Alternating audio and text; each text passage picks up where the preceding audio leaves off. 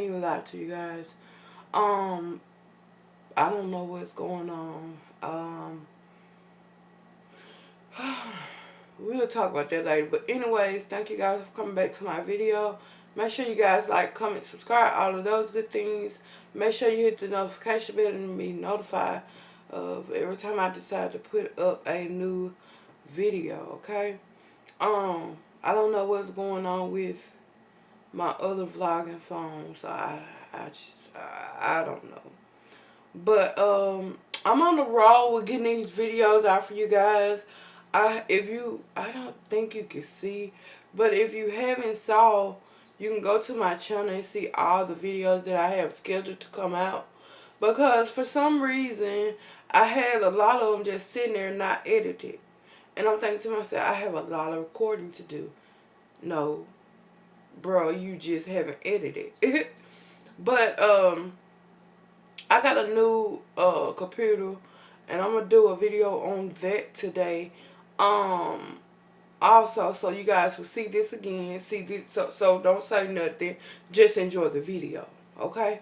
But anyways, I'm gonna show you guys that. Also, I'm gonna try this new software that this company want me to try and just to do a sponsorship on. And I'm thinking to myself, I'm not a big YouTuber yet, so why are you sending me these sponsorships already? Yeah. So I don't think many people are using this. That's the reason why they sent it to me. But I'm gonna talk about it briefly if I like it. So if this video is kind of chopped up and screwed, you guys know what software I used, if I like it or not. I will tell you guys on my next video, okay? But today I'm going to talk about, I really haven't decided which video I want to do first. But you know what? Sitting here thinking about it, I might go ahead and do that video right now. So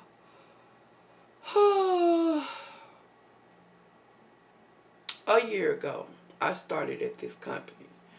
And I'm gonna speak on this company because I don't plan going back to this company. So I started this company almost a year ago. It will be a year in August. Okay. And I started this job because I just had stopped working for Sitel. If you guys don't know what happened, why I quit Sitel, all of that stuff, go back to that video because I do have it scheduled and it should come out before this one. But anyways, I have it scheduled. I mean, where was I? This a long morning already, and it's only 7:45. Okay. What I was finna say? Yeah, I was working for this company for almost a year. This is right after I had stopped working for Sitel. And yeah, that's where I was going with this. And I'm like, okay, it'll be an easier transitioning. I found this job on Indeed.com, where I always find my jobs at. Well, most of them. And yeah, it was my fault because I should have did research on this job, but I didn't. So we're gonna start from the beginning. To be honest with you guys, I applied for this job before I start working for Sitel, correct? And they declined me. They did not hire me. And I don't know why. I guess because the roles wasn't that big. So we continue on. After the pandemic, and just not even recently, I want to say probably a couple of months ago, I'm like, okay, I'm going to try my luck again. Because back then they was giving $14 an hour. Okay? So, I applied again. Okay? And on the website, it said they was giving $12 an hour. Now, that should have stuck with me. You're a company. You went from giving $14 an hour to $12 an hour, which is beyond me. So I applied to that job twice, and that was my fault. Okay, and the application is online. I might decide to put the link below. I'm not sure yet. So I put the application online, and it took them 3 months to actually pick it up and look at it. Okay. It took them 3 months. So if you are looking for a fast job and you need money fast, that's not the job. Okay. Because yeah, it's not. So, with the application process, I had to, of course, do a background check, and of course, they did a drug test. The drug test for me took 3 days. Okay. Because like I said on my side tail video, I can't take a saliva test. I can only take a urine test. So it took me 3 days. And when you do have to go take a urine test, that test is limited. Like, they give you a date where it has to be taken. They tell you the place that they would rather for you to go. All of that stuff. Even though they'll pay for it, but it's like you have to make access to go over there and actually take it. Because I think mine had to be taken within a matter of 48 hours. So yeah, that's how it is. So then all of that took place. And I want to say, and this, and I would say this.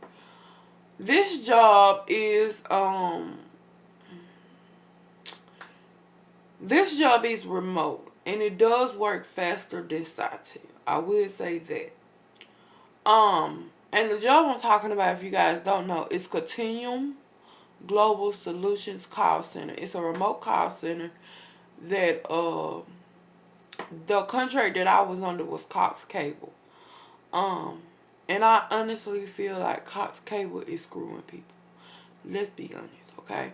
Cause Cox Cable for me is expensive because you're not getting much.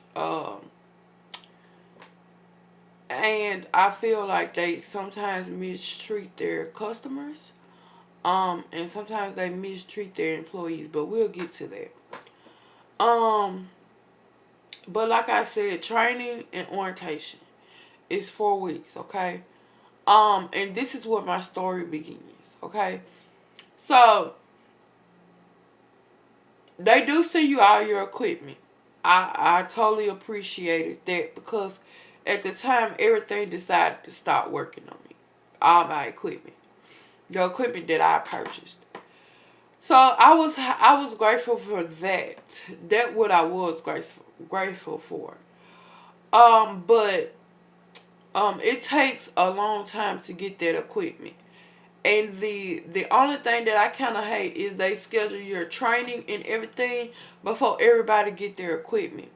Because I remember the first day of training, it was a lot of people that didn't have their equipment.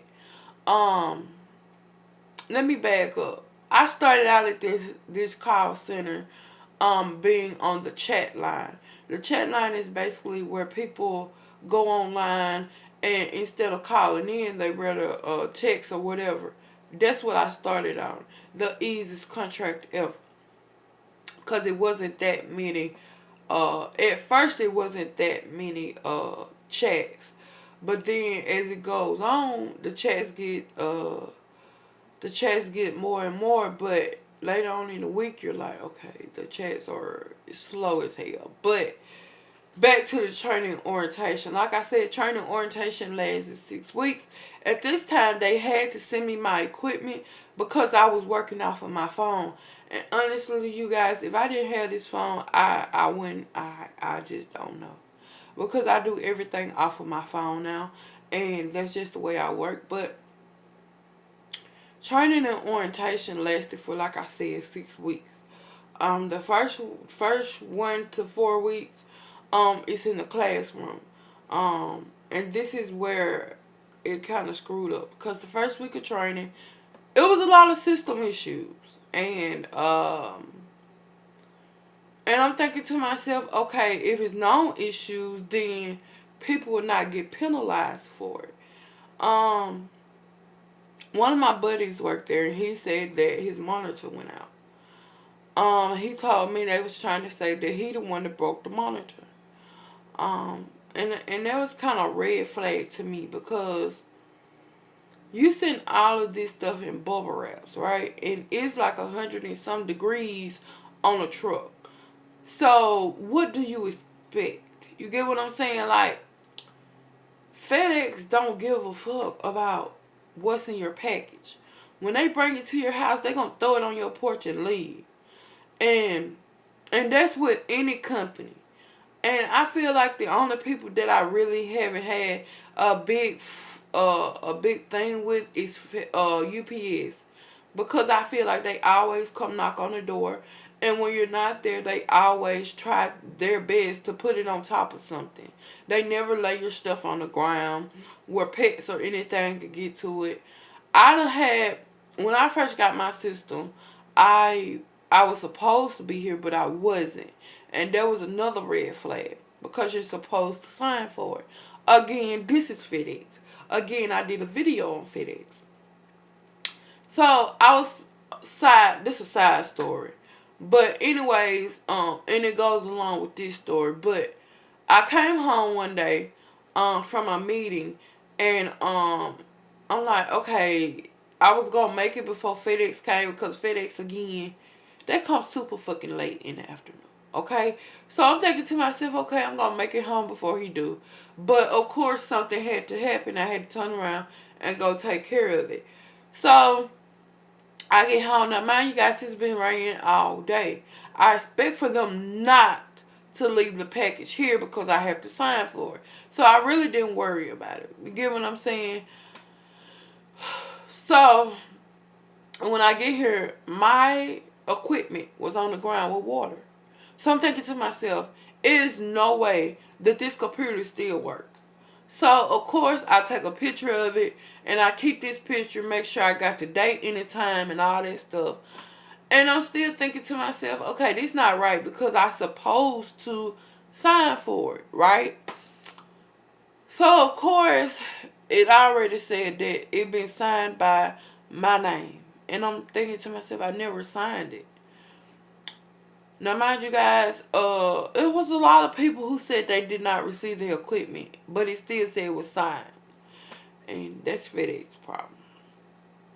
So anyways, like I said, it was a lot of equipment issues, and they tried to blame it on us. But apparently, a lot of these equipment issues came from FedEx not delivering the package correctly. And I don't know what they lawyer did, but my trainer told me that they was going after FedEx for everything that was ruined. I don't know what happened. At this point, I really don't give a fuck, honestly, because I feel like it's not the first time that FedEx done did some crap like this, and it probably won't be the last time. And I'm pretty sure they done got like a lot of lawsuits against them, and they just paid them off. But like I said, the first 4 weeks was kind of hectic, because it was like a time crunch when it came to the last week. And we was all complaining, well, not really complaining. We had concerns that we wouldn't grasp the systems fast enough, because the first couple of days, I would say the first 8 days of training, maybe 9 days of training, we had system issues. People couldn't get in their system. People couldn't clock in. Certain things, passwords wouldn't work for people. People didn't have both of their monitors. Because at the time, we was working on dual monitors. And I can't remember if I did a video on that or not. But we did do dual monitors where you have two monitors. But Yeah, it was crazy. But it was a lot. So those 8 days was consisted of system issues. The first 3 days of training, we didn't do nothing, okay? We did absolutely not a zilch, zero, okay? I will say that. And then we had like we went over the system. Then when we did get into the training, we went over systems. We had our passwords. We did some scenarios, and we also did like some activities. Now this is remote, and we went through Google Teams, and Microsoft Teams. I think that's what it is. I love Teams. I'm not gonna lie to you guys. I love Teams to death because it's like you can have conversations with your coworkers and you can have private conversations with your coworkers. So that's what I like about it. Even though I'm pretty sure they're not that private because the company own like it. I'm pretty sure it's not that private. But anyways, um, and honestly, them 4 weeks was like the best weeks of the whole company, honestly. Because he made sure we grasped the information. He made sure that when nobody left behind, if you had to leave early for something, he'll let you, but it had to be like you had to have some kind of sort of proof. Um, and he made sure everybody knew where he was, what he was doing, all of that stuff. So he did things step by step. So this is going to turn into week 5, week 6. Okay? Now, honestly, I didn't make it to week 6. And I'm happy. Okay? So I'm just going to say week 5. And this is where everything dawned on me. That this is real life, not the job for me. Okay? Now, honestly, I didn't quit this job on week 6. And I'm going to tell you guys what I mean by that. So going into week 5 is called nesting. Nesting is basically where you have people who have been there for more than 2 years. And they can it's basically called a support system, basically. So you take calls and then you work with the systems, and then if you need to know something, they'll tell you, right? Now this is what I will say. When we was in nesting, we asked questions, okay? And I didn't ask too many questions because I kind of like knew like what to do, but it just certain calls I get that I couldn't handle. Because it was for retention and they did not like you to transfer. So, this is like super crazy to me. But anyways, what I was finna say. I feel like they were so glad to talk to each other that they really didn't care where we was. Like the support system they call it really didn't care where we was. So and that's crazy because like we was on the phone with these customers. We had to let the customers know, hey, this is what happening and we need help. And it's like people kept on inboxing me, telling me, hey, what they doing, why they not helping us, hey, can you help us with this? And I'm like, okay, I can only help like 1 or 2 people. Because at the time, the only thing I knew how to do is answer like specific questions that they had about their bill or their account. Because the only thing I really knew how to do was to work the chat at the time. I didn't have to go through the system because the robot already asked these questions that we really had to ask on the phone. So all I had to do was answer the question that the customer had and be done. Go on to the next question. But here we had to do it all. So I'm thinking like if you're going to help people, Stop having your side conversations and help people. So I feel like this is why a lot of people quit. I feel like this is like a lot of people felt like they was mistreated. It's because they wasn't get the adequate help that they was promised. And then when you go to the supervisor, she always has this standoff demeanor, like, okay, I understand.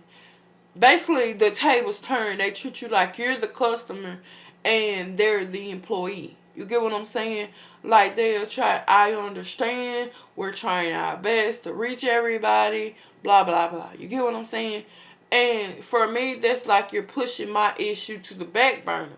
Because the same thing that you're telling us about our concerns, that's the same thing you want us to tell the customer. And some of us, I say majority of us, can give two fucks about how you really feel about your equipment. We can give two fucks about you can't pay your bill. And that's what, like, when the tables turn and you're supposed to be our supervisor, then that's what we expect. You get what I'm saying? Like, don't push us like you push your customers, cause we'll push back. Okay. So when a lot of people started speaking up for what they felt like wasn't right, then that's when a lot of stuff started changing. They stopped helping people. They'll help certain people, but then they'll stop helping you. I want to say a couple of days ago they said the reason why they couldn't help everybody because everybody wanted them to call them. And then I'm thinking in the back of my head, nobody wants you to call them. They just need you to answer their question. Because I know, for instance, I had a question. It was a tech question. And I needed to know, like, is this something that I can get this tech before I actually give it to him? And I was sitting there for 25 minutes with this tech on the phone. And he was at the customer house. And I was still sitting there. It's lunchtime. Everybody going to lunch. And I'm still sitting there. And I'm like, hello? Did you forget about me? So then, that's when they wanted to call. And I told my supervisor, and I don't know why I did it. Because it did not help nothing. So, and then they have this AHT. And I talked about this on the Sitel video. AHT is the average handle time, okay? Their average handle time is ridiculous, okay? It's like 300 and something. And it's like, no. It's like, I'm going to do it in minutes. Because if I do it in seconds, it's kind of confusing. But you have, like, if it's a simple billing question, it's like 5 minutes. But if it's a simple tech question, it's 8 minutes. But if you have to go through steps, you got 10 minutes. And to me, I feel like they just need to take that out of the equation. Like, sometimes you can't rush a customer off the phone. Because sometimes the customer don't know what to tell you. They just know they shit ain't working. Okay? Now, if you ask them like, hey, could you exactly pinpoint what's the issue? And they really can't do that because they don't know what the fuck is going on. They just know they can't see their show or they can't see their sports. So, these expectations on the average call time and all of that stuff is ridiculous. And that's beside the point. Now, when you quit working for these people, you have to do a, what's this called? A resignation letter, right? Or resign letter, whatever you want to call it. This letter consists of you telling them why you quit, what's your last day, and all of that stuff. Correct? Correct. I didn't give them a week. I gave them a day notice, okay? A day. So, I gave this resignation letter, I want to say, what day it was. On the 18th, I believe. And I just recently started working for them. Like, recently. I gave it to him on June the 18th because I was done. Like, I was finito. I was like, I quit. Now, mind you, the pay went from $14 to $11, okay? Let's stick with that first. So then when I asked about it, I'm like, when I first signed up for you guys, it said $14. But now you're saying $11. So where's the other $3? But anyways, it was crazy because she said the other $3 was if you had perfect attendance and all of that stuff. Now, mind you guys, I've been there for 5 weeks, almost a year there, and I have yet to see those $2 or $3, and I never really missed a day until this month when I started looking for other jobs and I had to go to interviews. So I kind of figured that was a lie. Okay. So yeah. And if I did make it to production, I was gonna be working from 5:30 to 2. Now, I'm gonna tell you guys about the production part, right? I never made it to production, but I got a call back around. I didn't go on the 18th. But I got a call on the 18th telling me, hey, your position is back open. Do you want it? Now, the job that I was going out for, I couldn't go to the interview until July the 22nd, which is my best friend's birthday. So I'm thinking to myself, okay, I need to work until then, right? So, they called me and asked me would I go back on chat. Now I'm thinking to myself, hell yeah, I'll go back. But in my head, I'm like, yeah, I go back, but under a different trainer or a different coach or whatever. So they made it happen for the first time ever. Okay. So then I'm like, do I still get my same pay that I was getting before I switched over to phones? And she said she'll work on it. So this is exactly what I said. When you get it fixed, call me back, right? This how I know when people choose their battles, because I want to say 30 minutes later she called me back. Oh yeah, you can go ahead and start working tomorrow, which was that Saturday, and you'll still get your pay. And I said the same amount, and she said yeah. So I just feel like they was getting paid of how many people that they could get to hit the floor. Every head or every person they got to hit the floor on the phone, they got paid for it. And they really didn't care if you know the systems or not. Long as you was on the floor taking calls, they got paid for it. So if you want to try your look at Continuum, I would say go ahead. It's not the worst company. I feel like it do have some bad apples in that company. And until they weed out of them bad apples, I feel like they will never fulfill that company role. You get what I'm saying? And I'm going to tell you this. How bad, and you decide if you want to work for them or not. Like I said, I found this company on Indeed, and it is remote, and you do work for Cox Cable. We went from having 21 people in our classroom down to 21 to 15, okay? 21 to 15. Then we went from 15 to 8. By the time I said fuck these phones, it went from 6, okay? Then when I left, it was probably went down to 4. Because another guy, he was leaving too. So they probably got 4 heads on the floor. Unless they had like 3 extra people that came in and did.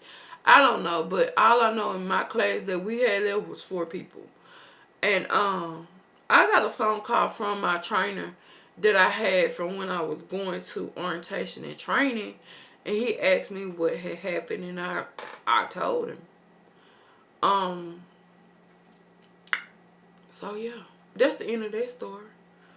Will I go back to Continuum? If they raise the pay and weed out them bad apples, that'll be a great company to work for. And when I say raise the pay, we're gonna need more than $11, okay? Cause and you get paid every 2 weeks. So I mean, it's cool when you see your check is kind of high because you're getting those 40 hours. They make sure you have your 40 hours. But $11 is not worth all of the hassle you have to go through, and you're not even taking calls at the moment. You're just working with your support system. So yeah, that's the end of that video. I hope you guys enjoyed that video. I have a couple of more reviews of businesses. If you guys want me to review your business, well, not review your business, but review a company that you guys have recently worked for, and just send me in the information, and I'll see what you're working with, okay? But anyways, I'll see you guys in my next video. And with that being said, you guys stay out of trouble. Enjoy your weekend. And yeah. And I don't know if I'm coming here Monday, but if I do, I'll see you guys Monday.